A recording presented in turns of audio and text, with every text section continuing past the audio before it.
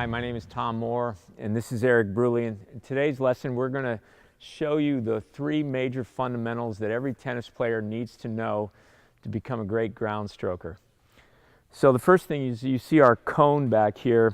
This cone is generally 2 steps behind the baseline, and mainly we want to set up there after we've hit a serve or return. So I hit my serve and I make a split step, and I want to get myself so that I move back behind the baseline a distance here, so that if someone were to return wide and away from me, when I move to it, I can go diagonally forward to cut the ball off and be able to hit a better shot. If I stay up on the baseline and someone hits that same ball, I now have to move diagonally backwards, which puts me on the defense. So we would want to stay on the offense by moving back to this home base position. Okay.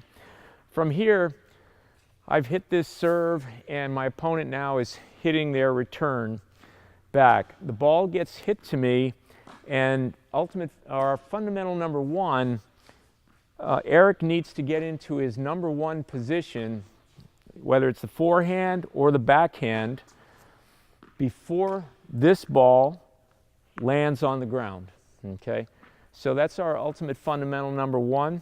We're going to show a little demonstration of it here, where Eric will get into his number one on his forehand side.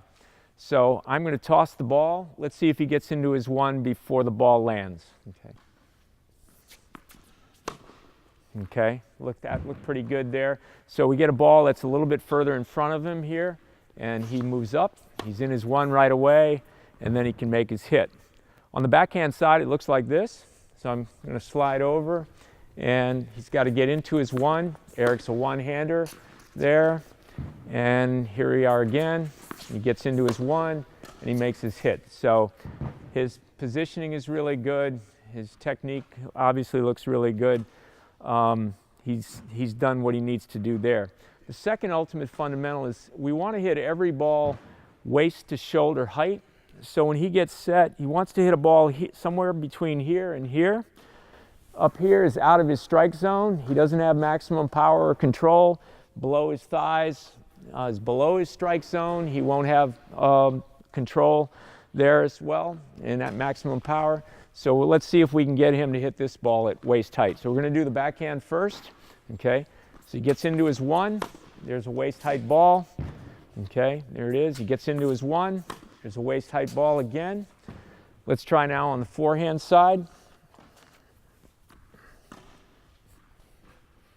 Okay, so on the forehand, Eric gets into his one. Everything's waist height.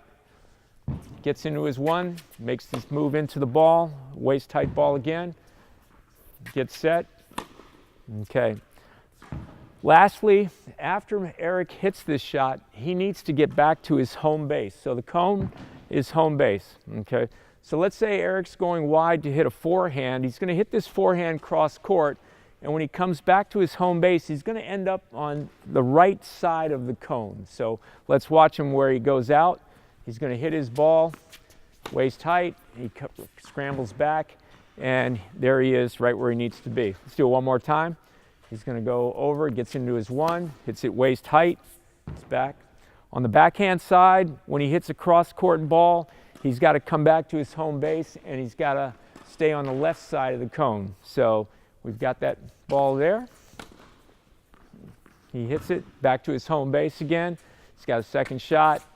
Comes over, he hits his ball, and there he is back to his home base.